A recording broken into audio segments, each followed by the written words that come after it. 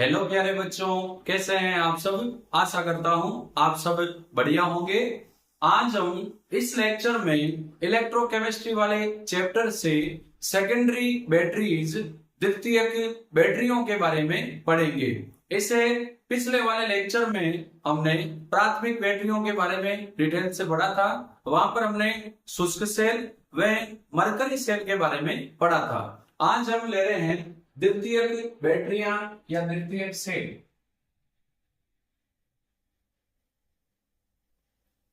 द्वितीयक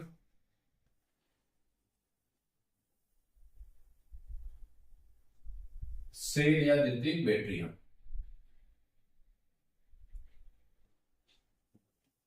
अपने twelfth chemistry में सेकेंडरी बैटरीज में दो ही हैं, सीसा संचयक सेल और nickel cadmium cell. Nickel cadmium cell पर बिफोर लास्ट ईयर एक क्वेश्चन आया हुआ है बोर्ड में, इसीलिए अब काफी सालों से सीसा संचयक सेल पर क्वेश्चन नहीं आया है। तो आप बोर्ड एग्जाम 2026-27 के लिए इसको 100% कंटेस्ट कर लें। आपको ये याद होना चाहिए क्योंकि इस सेल से इस बार क्वेश्चन आने की 100% संभावना है।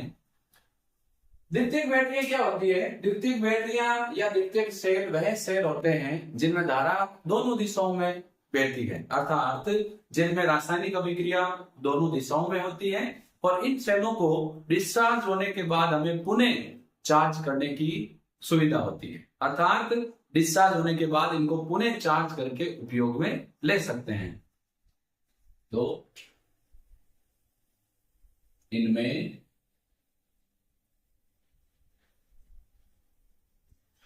विद्युत धारा देखें, रासायनिक अभिक्रिया कैसे होती है? रासायनिक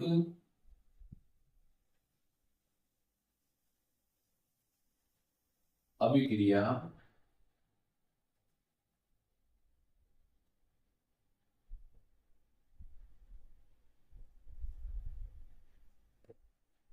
दोनों दिशाओं में।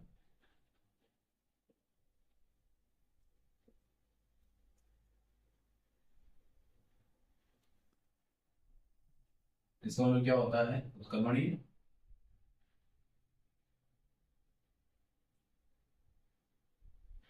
होती है।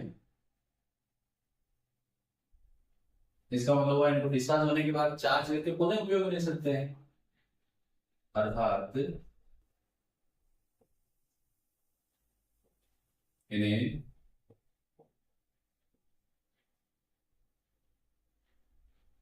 डिस्चार्ज होने के बाद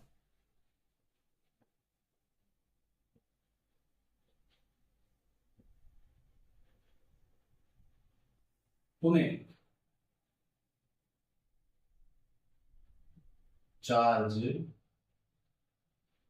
कर सकते हैं।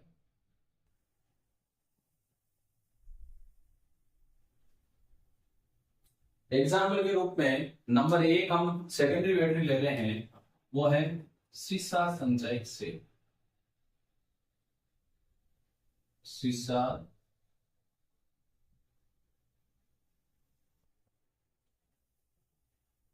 संचयक सेल।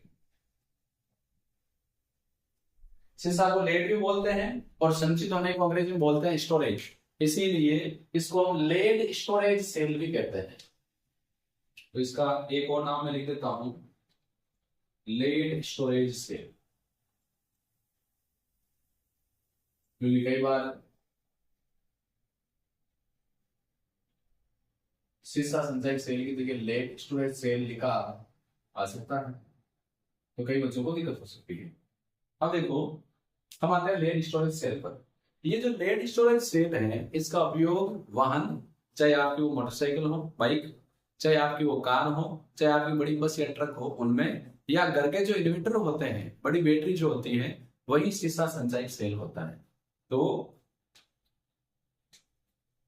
इसका उपयोग इसमें करते हैं। इसका उपयोग वाहन, वाहनों व इन्वर्टरों में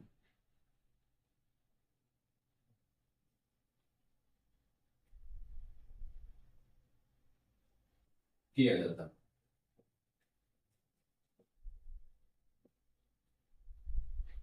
क्योंकि एक बार क्वेश्चन आया हुआ है, एक सेल जिसका उपयोग वाहन व इन्वर्टरों में किया जाता है का नामांकित चित्र बनाइए, इसके इलेक्ट्रॉनों पर होने वाली अभिक्रिया लिखिए। काफी साल पहले आया हुआ है। अब देखो, इस सेल में जो इलेक्ट्रोड होते हैं वो बने होते हैं लेड स्टेबिन मिश्र धातु के। एनोड के लिए इन इलेक्ट्रोड की जालियों में लेड भर देते हैं और कैथोड के लिए इन जालियों में लेड ऑक्साइड भर देते हैं। तो मिल देता हूं,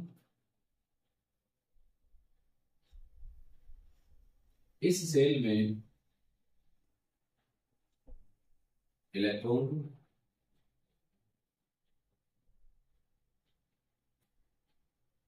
लेड स्टेबिन के बने होते हैं।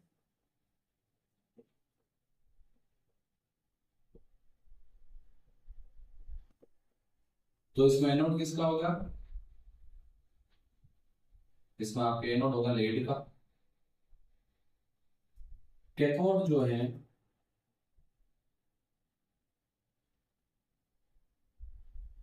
ये होता है लेड ऑक्साइड का। और विद क्विटी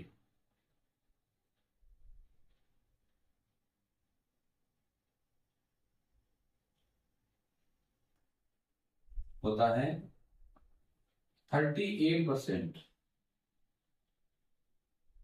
H2SO4, जिसका घनत्व होता है 1.30 ग्राम पर सीसी, मतलब सेंटीमीटर क्यूब। अब जैसा कि मैंने आपको बताया, ये इलेक्ट्रोड जो है लेड स्टेबिन मिश्र धातु के होते हैं। अब जैसे मान लो ये लेड स्टेबिन मिश्र धातु का बना हुआ है, बीच में जगह खाली है, तो एनोड के लिए उसमें लेड भर देंगे। और मान लो ये कैथोड है, कैथोड के लिए उसमें क्या भर देंगे? Lead oxide. जब हम सेल को काम में लेते हैं, सेल हमें विद्युत धारा देता है। एक सेल की जो कैपेसिटी होती है वो होती है 2 वोल्ट। इसी प्रकार यदि हम 5 से 6 सेलों को कंटिन्यू जोड़ दें तो हमें 12 से 16 वोल्ट तक की विद्युत धारा भी मिल जाती है। जैसे जैसे आप बैटरी को बढ़ाएंगे, इलेक्ट्रॉनों की संख्या बढ़ाएंगे, वैसे वैसे विद्युत धारा की जो मात्रा है, वोल्टेज जो है वो बढ़ेंगे। अब देखो, सबसे पहले हम बात करते हैं इस सेल के डायग्राम में। इस सेल होता कैसा है?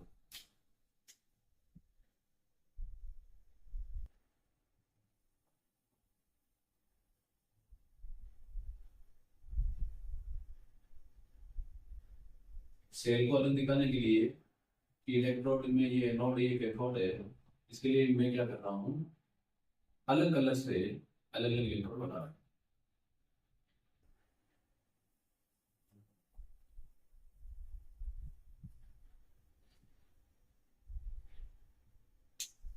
दूसरा बना लेते हैं अपने रेड से।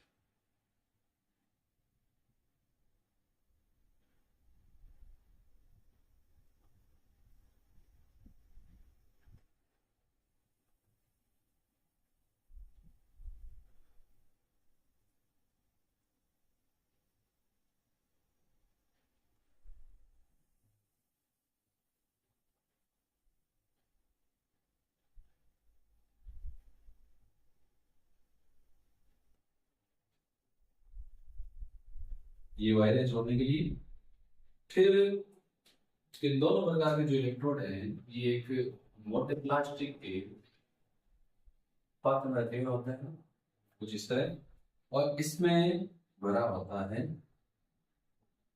अपना विद्युत पेटी।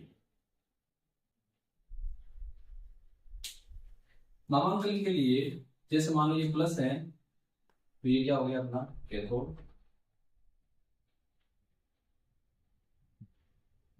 लेड का। ये है अपने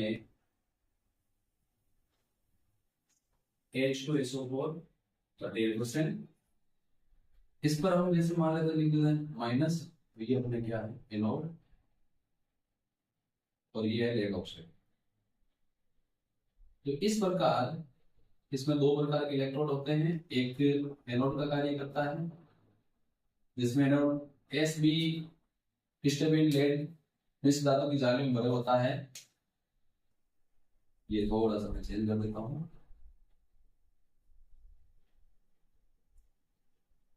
कैथोड है ना, तो ये तो एनोड पीपी पे होगा,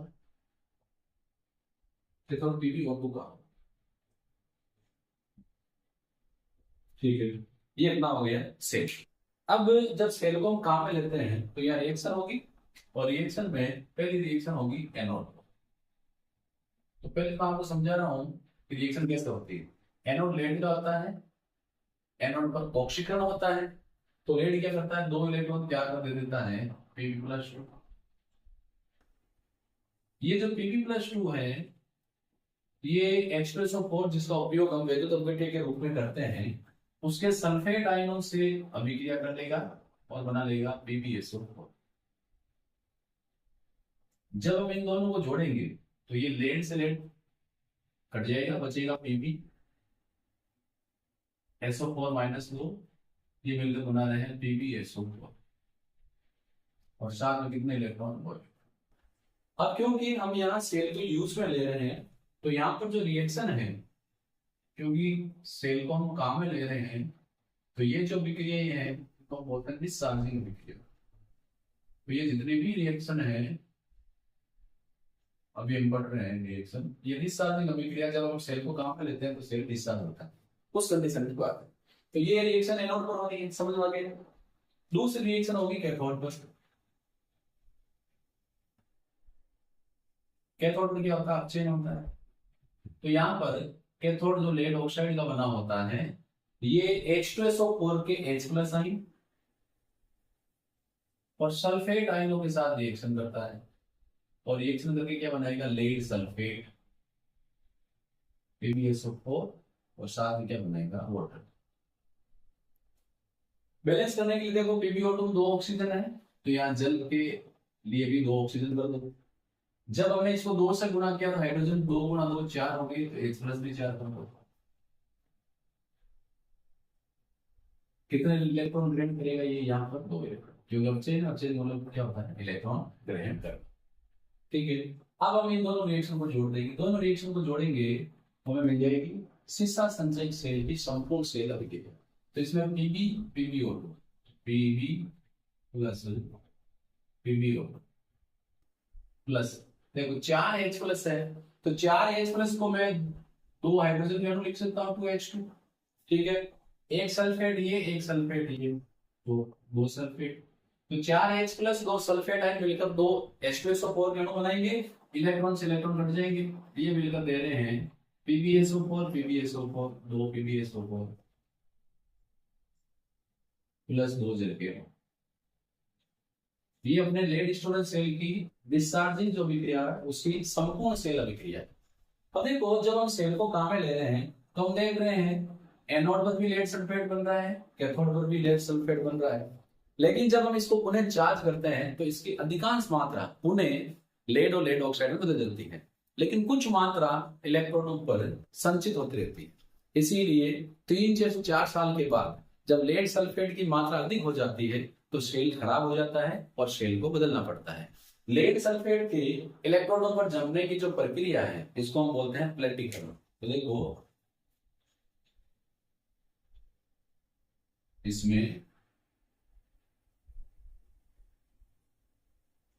एनोड या कैथोड पर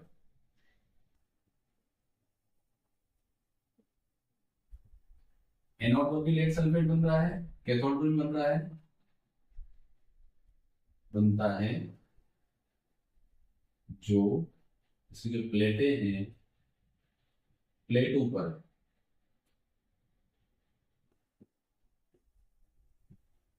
जमता रहता है। प्लेटों पर लेड सल्फेट की जमने की जो प्रक्रिया है इसे प्लेटीकरण कहते हैं।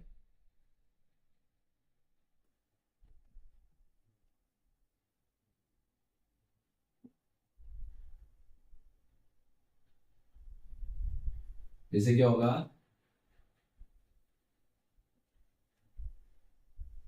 कुछ साल बाद सेल कार्य करना कम कर देगा, यानी क्या हो जाएगा, खराब हो जाता, और खराब हो जाएगा तो क्या करना पड़ेगा, सेल को बदलना पड़ेगा। तो यहाँ डिस्चार्जिंग अभिक्रिया में कोई ज्यादा दिक्कत नहीं है, एनोड पर लेड सल्फेट आयन से रिएक्शन करके लेड सल्फेट दे रहा है, जो इलेक्ट्रॉन त्याग रहा है। फिर कैथोड पर lead oxide H plus ion sulphate ion से क्रिया करके लेड सल्फेट और जल बना है। अब यहाँ अगर आप संपूर्ण सेल अभिक्रिया में देखोगे तो एक तो लेड सल्फेट बन रहा है प्लेटफॉर्म पर, एक H2SO4 इसमें काम में आया है। तो जैसे जैसे सेल डिस्चार्ज होता है H2SO4 की मात्रा घटती रहती है, यानी अंदर जो एसिड होता है उसकी मात्रा लगातार घटती रहती है। इसीलिए उसको चेक भी करते रहते हैं, कई लोग उसमें बाहर से एसिड डालते भी रहते हैं, और डालना भी चाहिए जिससे सेल खराब नहीं होता। कई बार जब H2SO4 की मात्रा बहुत ज्यादा कम हो जाती है तो उस कंडीशन में सेल खराब हो जाता है। ऐसे उसमें नहीं 3-4 साल बाद खराब होगा। H2SO4 मान लो 2 साल बाद में भी कम हो गया, साल भर बाद में कम हो गया, तो सेल जल्दी खराब हो जाता है। इसीलिए H2SO4 को उसमें बढ़ते रहता है। जब H2SO4 की मात्रा 1.20 ग्राम पर सीसी क्यूब से कम हो जाती है, घनत्व इसमें कितना होता है 1.30 ग्राम पर सेंटीमीटर क्यूब। लेकिन जब सल्फ्यूरिक एसिड का घनत्व 1.20 ग्राम पर सेंटीमीटर क्यूब से कम हो जाता है, अब सेल जो है डिस्चार्ज हो जाता है और सेल को पुनः चार्ज करना पड़ता है। सेल को पुनः चार्ज करने के लिए बाहर से विद्युत स्रोत से इसे जोड़ा जाता है और फिर विद्युत धारा प्रवाहित की जाती है, जिससे चार्जिंग अभिक्रिया होती है और सेल चार्ज हो जाता है। सॉरी, तो हम बात कर रहे हैं सेल डिस्चार्ज होने के बाद हम चार्जिंग करेंगे तो कौन सी रिएक्शन होगी। यदि आपको डिस्चार्जिंग अभिक्रिया समझ में आ गई तो आप चार्जिंग अभिक्रिया आराम से समझ सकते हैं। चार्जिंग अभिक्रिया डिस्चार्जिंग अभिक्रिया की उल्टी हो। उल्टी कैसे? अब देखो ये एनोड है, इसको आप बना दो कैथोड।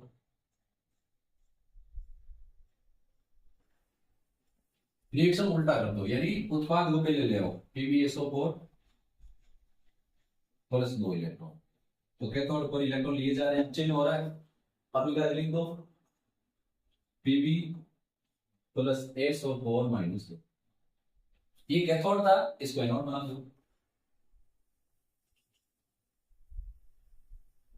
रिएक्शन उल्टी कर दो, PbSO4 H2 उत्पाद है, इनको अभिकारक बना लो PbSO4 प्लस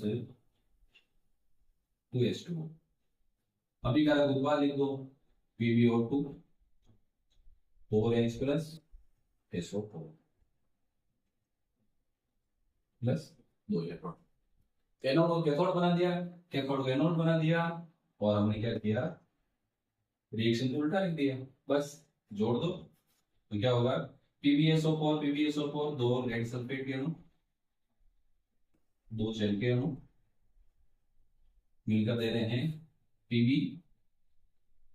PbO2 और ये 2H2SO4। तो जो चार्जिंग अभिक्रिया है इसमें जो अपने लेड सल्फेट बना है ये पुनः लेड और लेड ऑक्साइड में चेंज हो रहा है, साथ में H2SO4 भी बन रहा है। लेकिन 100% लेड सल्फेट लेड और लेड ऑक्साइड में नहीं कन्वर्ट होता है, धीरे धीरे इसकी कुछ मात्रा प्लेटों पर जमती रहती है, और जब इसकी मात्रा अधिक हो जाती है तो सेल खराब हो जाता है। उस कंडीशन में हमें सेल को बदलना पड़ता है। तो ये डिस्चार्जिंग अभिक्रिया थी, ये चार्जिंग अभिक्रिया है। अब हम सेकेंडरी बैटरीज का जो सेकंड पार्ट है, पार्ट नंबर 2 निकल कैडमियम से, इसको ले लेते हैं।